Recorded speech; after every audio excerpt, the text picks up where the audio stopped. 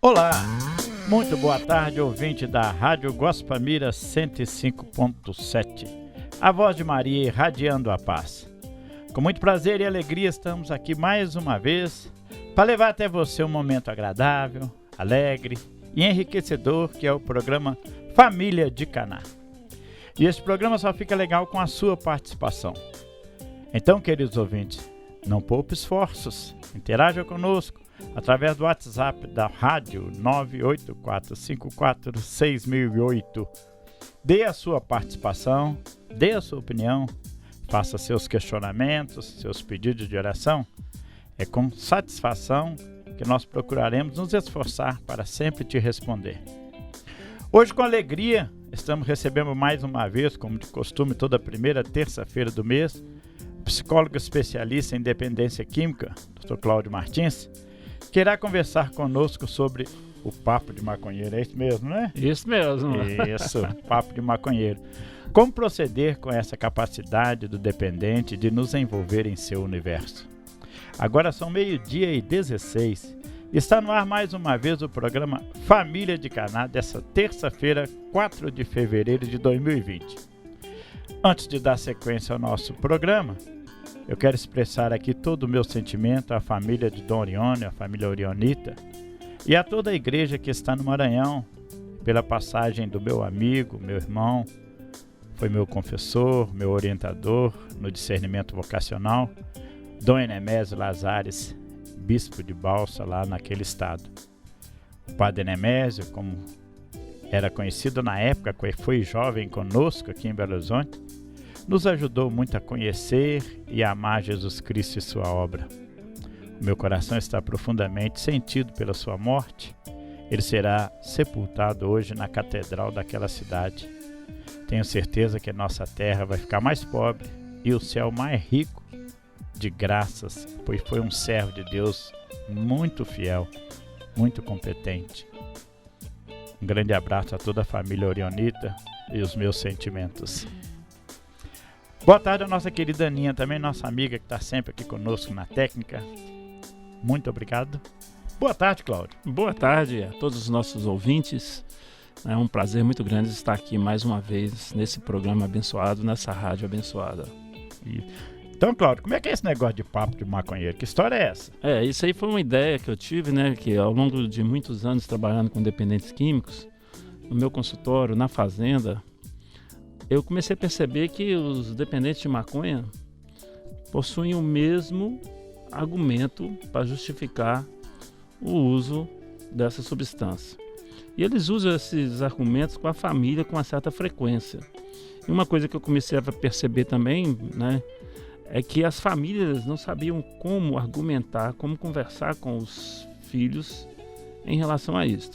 Aí veio a ideia de fazer, né, hoje eu tenho no meu canal Criarte Vida, o canal da sobriedade no canal do YouTube, a gente tem uma série lá que chama Papo de Maconheiro.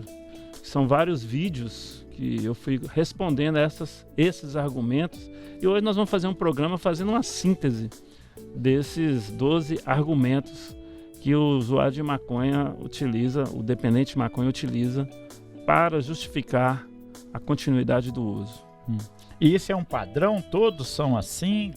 Ou existe alguma flexibilidade disso? Ou todos procedem mais ou menos da mesma forma? Não, existe uma certa flexibilidade de acordo com o grau da dependência. Por exemplo, a gente tem que entender que existe usuários de maconha que não são dependentes de maconha. Do mesmo jeito que existe usuários de álcool que não são dependentes do álcool, que fazem uso do álcool a vida inteira e nunca vai ter problema nenhum com a bebida alcoólica.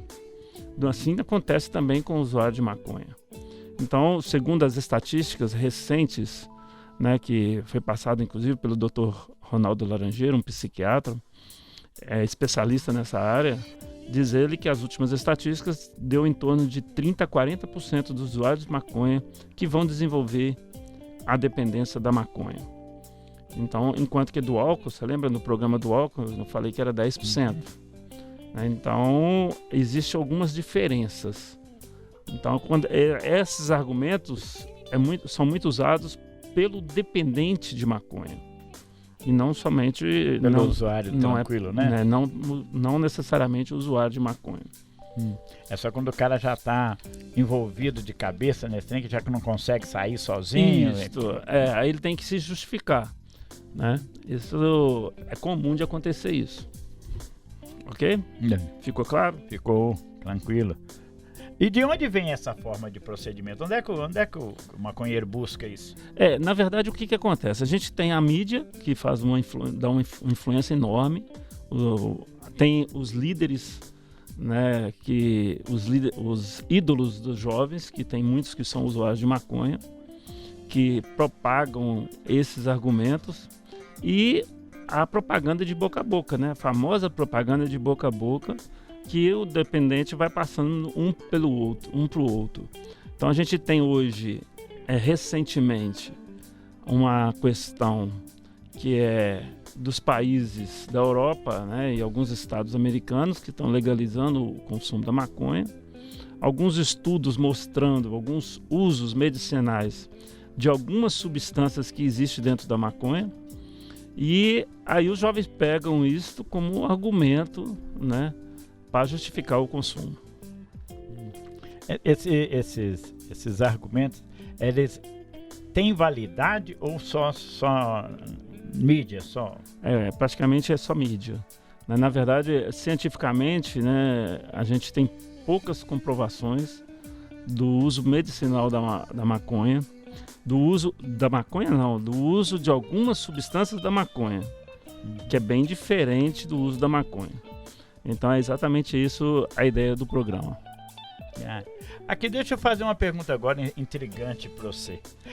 A gente está lá na família de Caná, a gente tem a sensação de que eu estou no Caná há 27 anos. A gente tem a sensação de que a gente está enxugando gelo. Enxugando gelo. Você nunca teve essa sensação, não? Assim, nunca teve vontade de um dia jogar a toalha? Porque parece que a sociedade, né, o povo em geral, caminha quase que na contramão de todo o nosso trabalho. Isso. Eu gosto muito, tem duas histórias que eu me identifico muito com elas, que é a história das duas andorinhas. Havia um incêndio na floresta, aí as duas andorinhas encheram o bico de água e jogavam as gotas de água no incêndio. Aí tinha uma manada de elefantes, né, que estava lá deitado em berço esplêndido, né? Começaram a rir das duas andorinhas, até que um elefante chegou: vocês acham que vocês vão apagar esse incêndio? Aí uma das andorinhas disse para o elefante: não, nós temos consciência que nós não vamos apagar esse incêndio, mas nós estamos fazendo a nossa parte. Agora, vocês que estão aí deitados na lagoa, vocês podem ter certeza que esse incêndio vai dominar a lagoa, a floresta inteira, e vocês não vão ter o que comer. Aí que o elefante sentiu que as andorinhas tinham razão. Aí o elefante fez uma reunião de emergência com todos os outros colegas, falou: vamos ajudar as duas andorinhas, né? E aí a manada de elefantes cercou o fogo, né? Encheu a trompa de água e conseguiu apagar o incêndio. Então eu costumo dizer que eu sou essa andorinha, tentando apagar esse incêndio e sensibilizando os elefantes da sociedade. Porque a gente tem às vezes essa sensação, né? Isso. A gente tem a sensação de que a gente está enxugando gelo, e que às vezes o trabalho, você vê que lá no canal o índice de recuperação é mínimo, né? Não é no Caná, não, é no mundo inteiro. Se não me falha a memória aqui, me parece que é 20%, coisa desse tipo. Né? Na verdade, ninguém tem direito a esse dado. E se a gente for olhar no pé da letra, o índice de recuperação é 0, porque é uma doença que não tem cura. Ela é passível de tratamento. Então não existe essa história de ex-dependente químico, existe um dependente químico em recuperação. É aquele que está em processo, aguentando um dia de cada vez. Só por hoje. Só por hoje, né? Um dia de cada vez. Exato. Então é o que eu falei, vou perguntar isso para o Cláudio para esclarecer para o nosso ouvinte, né? Que justamente isso, que por mais que o trabalho dê essa sensação, nós precisamos fazer, né? Nós precisamos estar caminhando sempre. Tem uma resposta do Padre Oswaldo que ele deu no Colégio Padre Eustáquio, que eu nunca esqueci, que ele foi há muitos anos atrás, quando ele começou esse trabalho com os dependentes químicos, uma menina perguntou para ele qual que era o índice de recuperação da fazenda. Aí ele falou que a gente não tem esse dado, mas suponhamos que seja o mínimo possível. Se for uma pessoa nesses anos todos que a gente tem o trabalho, E se essa pessoa for seu pai, já valeu todo o nosso esforço. Com certeza. Né? Aí ele completa. E eu tenho certeza que não foi só uma pessoa. A gente vê, né? A gente tem A gente testemunho vê vários, disso, graças a Deus. conhece, né? Uhum. Mas como é que é o papo de maconheiro? Vai lá. Bom, o tradicional mais famoso no mundo inteiro é o primeiro, que eu coloquei como primeiro, é natural e não faz mal. Isso é universal. Né? Até o que não é dependente, ele usa esse argumento. A maconha é natural e não faz mal. Nessa afirmação, tem uma verdade e tem uma mentira. A verdade é que ela é natural, ela vem de uma planta, que é a cannabis sativa. Certo? Que não faz mal é uma mentira. Certo? Por quê? Por ser natural não quer dizer que é sinônimo de não fazer mal. A natureza está cheia de substâncias que é altamente prejudicial ao ser humano. Né? Então, a gente, por exemplo, a gente não vai tomar um veneno de cobra. É natural. Com certeza. Correto? Com certeza. Então, mas não quer dizer que não vai fazer mal ao ser humano. Então esse argumento é derrubado por causa disso. Outra coisa que eles costumam falar muito, né? Que maconha não é droga, é chá. Você acredita? Você já fumou chá?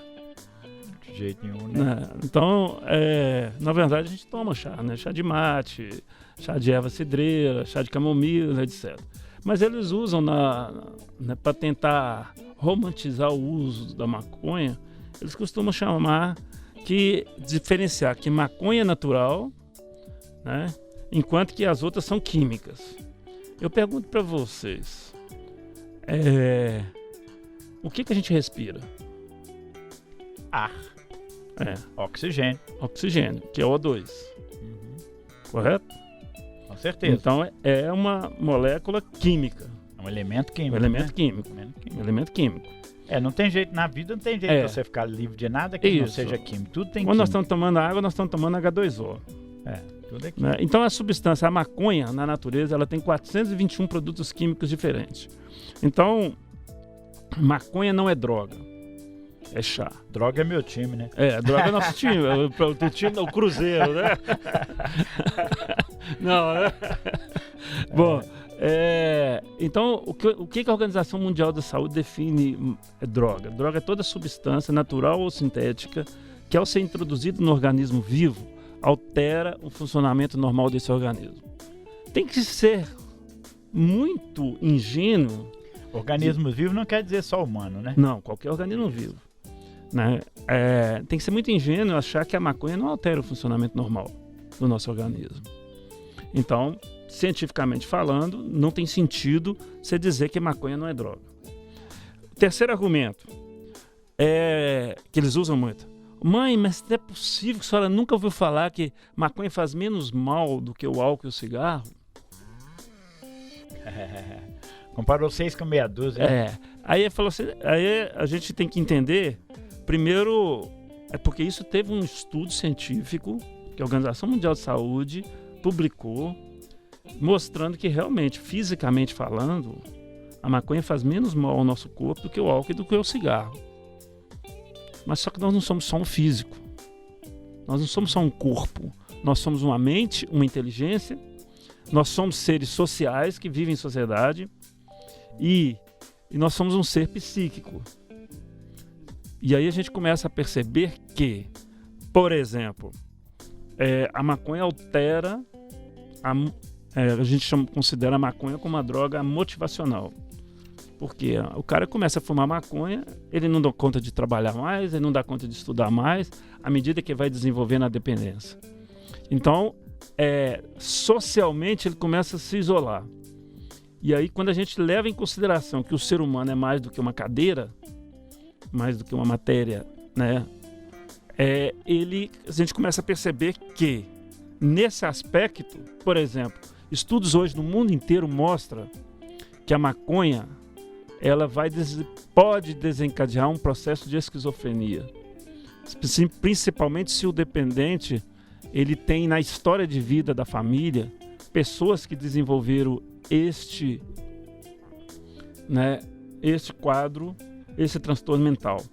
Então, hoje existem estudos mostrando que o percentual de gente que tem a tendência ao suicídio entre os dependentes de maconha é altíssimo. Então, na verdade, a gente começa a ver que tem coisas que a maconha provoca que o álcool e o cigarro muitas vezes não vai provocar. Sem contar que o percentual de gente que desenvolve a dependência da maconha é muito maior do que desenvolve a dependência do álcool. O cigarro tem outra questão que apesar de ter um índice enorme de pessoas que vão se tornar dependentes do cigarro, mas o cigarro não provoca tantos efeitos na psique humana como a maconha e o álcool provocam. Bom, o outro argumento que é muito comum do usuário de maconha usar, que a maconha precisa ser legalizada. Vários países já fizeram isso. Na verdade, essa informação é equivocada. Primeiro, são poucos países no mundo que legalizaram. E agora, inclusive, eu fiquei sabendo sábado, né, o Dr. Luiz Fernando veio dar uma palestra para a gente. O Dr. Luiz Fernando é o coordenador do Amor Exigente no Brasil, o coordenador dos grupos, diretor de todos os grupos, mais 1000 grupos do Amor Exigente. E ele estava falando que o local onde o Amor Exigente mais está crescendo, você sabe aonde? No Uruguai. No Uruguai? Depois que a maconha foi legalizada. Os pais estão desesperados com o tanto de jovens fumando maconha, perdendo o controle sobre o consumo de maconha, e que eles começaram lá no Uruguai com um grupo do Amor Exigente. Hoje já tem 50, depois que legalizou. É um dado interessante. Interessante isso, né? Eu não sabia disso. Então, quer dizer, a legalização não vai resolver o problema. Da mesma maneira que a legalização do cigarro e do álcool não resolveu o problema do alcoolismo e do tabagismo. Aliás, as duas drogas que mais matam no mundo são as duas legalizadas, não são as ilegais. O problema de saúde pública número 1 no Brasil é o problema do alcoolismo. O segundo é do tabagismo. Porque desencadeia uma série de doenças também, isso, né? Que a base de consumo vai ser muito maior. Então eu não tenho dúvida, num país continental como o Brasil, com mais de 5 mil municípios, né? Com mais de 8 mil quilômetros de extensão, como é que nós vamos controlar isso? Como é que a gente vai fiscalizar esse consumo? Então, na verdade, nos Estados Unidos, alguns estados americanos, na Europa, alguns países. Então, a grande maioria dos países no mundo, a maconha ainda é proibido o consumo. Bom, o meu problema foi depois que eu usei as outras drogas. Esse é um outro argumento que o usuário de maconha costuma utilizar, o dependente de maconha. Ele costuma achar que o problema da droga apareceu quando ele começou a envolver com cocaína e crack. Que enquanto ele usava só maconha, ele não dava conta de estudar, dava conta de trabalhar. Aí eu falo que depende do referencial que o cara usa. Se ele tem a referência do estrago que a cocaína e o crack faz na vida do dependente, ele vai chegar à conclusão que maconha é brincadeira de criança.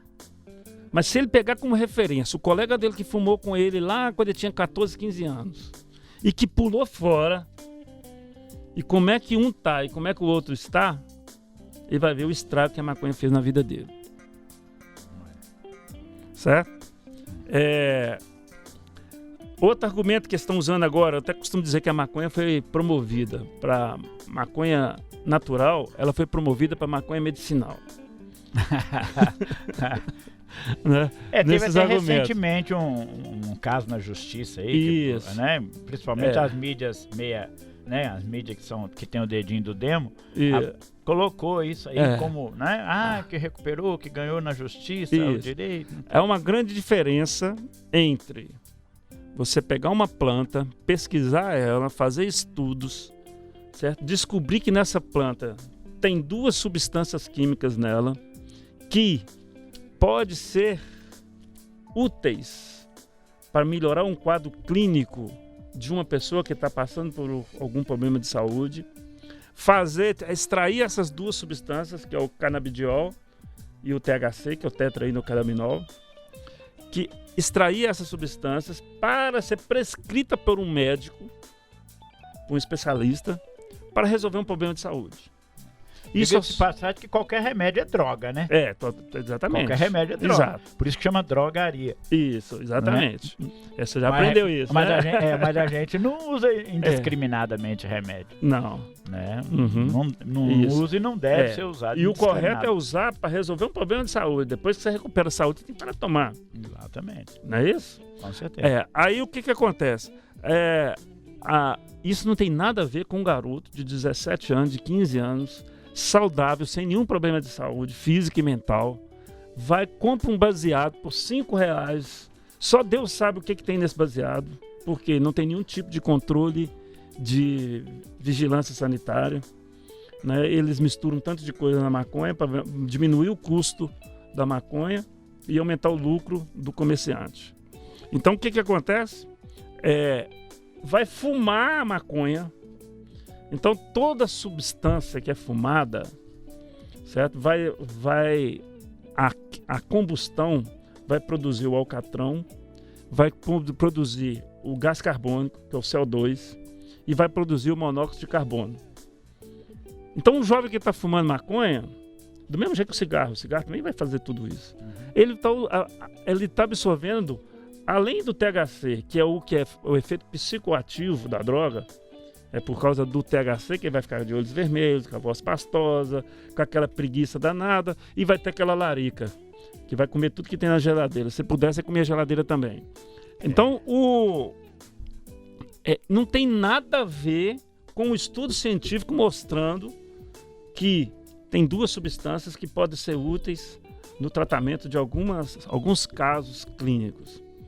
Bom, então a maconha não é medicinal. Não existe esse trem de maconha medicinal. É a mesma coisa, né? Isso. A maconha é uma droga barata. É outro argumento. Não, eu uso maconha porque é barato. R$5 eu compro baseado, enquanto cocaína eu vou gastar R$25, R$20 um pino. Depende também. Porque se você for olhar, um dependente de maconha aí, vamos pegar em média, fuma aí uns 5 baseados por dia. 5 vezes 5? 25. 10 dias? 250. 30 dias? 750. É quase um salário mínimo. Mas, sem contar que o dependente de maconha... Mas é barato, maconha, porque o dinheiro às vezes chega para ele de graça, né? Por ele não dá valor. E ele não põe na conta o queijo que ele come da mãe. Porque na larica é como um queijo inteiro. Isso aí ele não põe na conta. Fica na conta da família. Não fica na conta do dependente. Então, na verdade, a maconha é muito cara. E, aliás, o dinheiro que eles investem na droga é troco perto do que ele perde. Porque as oportunidades que ele perde ao longo da vida. Bom, infelizmente não vai dar pra gente passar por todos os... nós precisamos aqui de atender alguns ouvintes aqui, ó. A Fátima Bortinhola tá falando aqui que é um prazer falar com você lá, ou te ouvir, né? A Ana tá pedindo aqui, ó. Gostaria de pedir orações para o meu marido e tal, para lá. Estamos com muita desavença, meu coração entristecido. Meu nome é Ana Paula de Santa Luzia. Que Deus derrame as bênçãos sobre todos. A gente fala que procure ajuda, Ana. A família de Caná tá aí para te ajudar. Aqui também tem a Geraldina, né, pedindo aqui, ó. Meu irmão também tem problema de alcoolismo. Quando ele sente que está doente, ele procura ajuda. Mas depois volta a beber quando ele melhora. Então é essa a questão. Tem que procurar ajuda. A família tem que procurar ajuda para a família. O problema de vocês é esse, que vocês não estão procurando ajuda para vocês. Lá em casa aconteceu isso durante muitos anos com meu irmão. Tem que procurar ajuda, que sozinho a gente não consegue, né? Sozinho a gente não consegue. É um problema que precisa de ajuda de gente especializada, né? Aqui, ó, o Dr. Carlos, sou também... Cláudio, né? Errou aqui. Dr. Cláudio, sou também uma rolinha apagando incêndio junto com o senhor. Sou psicóloga numa clínica de recuperação de dependentes químicos também, ó. São muitos os desafios. Gostaria de saber se podemos encontrar, né? Sinto muita falta de discutir o assunto. Então depois nós vamos passar o seu contato, Ana Paula, de Vespasiano, para o Cláudio, e ele vai fará um contato com você. Ok? Aqui tem um monte de gente aqui, a Maria Solange, Aquaraçu de Minas, né? que mais? Tânia lá, né, de bairro Sinibu. Tânia do bairro Sinibu. Esse programa é ótimo. Isso, obrigado aí. Tem da comunidade feminina lá. Isso. As meninas estão sempre nos acompanhando lá. Isso. A Antônia, né, um abraço lá da comunidade feminina. Mandando um abraço, a gente manda um abraço para o trabalho aí que faz a comunidade feminina. Okay? Então é importante, né? Tá com problema, tem que buscar ajuda. Isso. Sem ajuda a gente não consegue. Com certeza. Eu queria aqui divulgar também a agenda do Caná começou, né? Nós estamos aí em ano novo, né? Então, avisar a todos os serventes da família de Caná que dia 15 e 16 de fevereiro agora tem um encontro de espiritualidade dos serventes de Caná. Então se programem para estar presente, iniciando com Deus que a gente tem força o ano inteiro. Então, espiritualidade de servente, 15 e 16 de fevereiro. Os coordenadores de grupo de pós-encontro também estão convocados para o dia 7. Dia 7/3, lá na família de Caná, nós vamos fazer a reunião anual dos coordenadores de grupo de pós-encontro. Ok? E você, querido ouvinte, se prepare para o primeiro encontro de revisão matrimonial do ano que está chegando. É no dia 14 e 15 de março. Né? Não deixe para a última hora, se programe. Né? É muito bom fazer uma revisão de vida. Né? Então, dia 14 e 15 de março tem o primeiro encontro de revisão matrimonial da família de Caná. A gente espera todos vocês lá.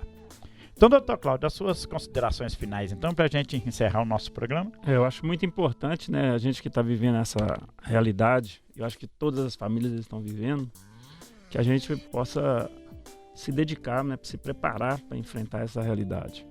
E, além de participar dos grupos de apoio, a Ana Paula lá, eu já convido ela para frequentar o nosso grupo do Amor Exigente, toda segunda-feira, de 19h30 às 21h30, nós estamos lá junto com a família,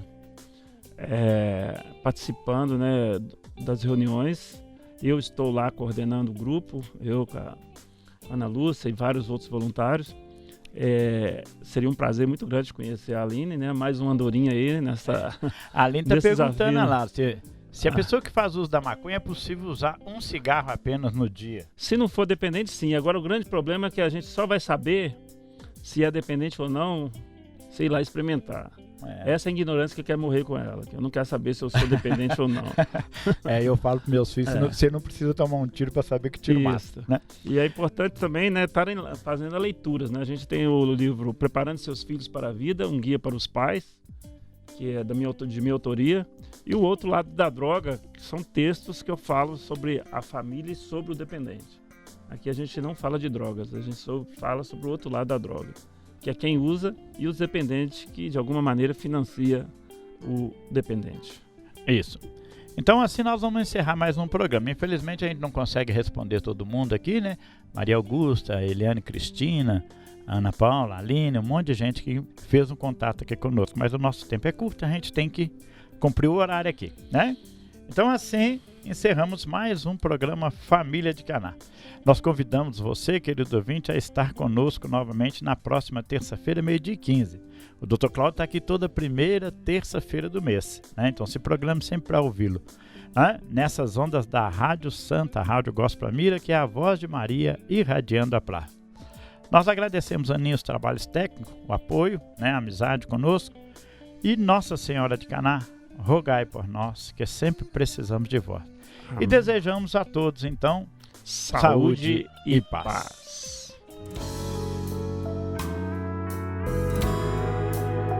Programa Família de Caná. Toda terça-feira, 12h15.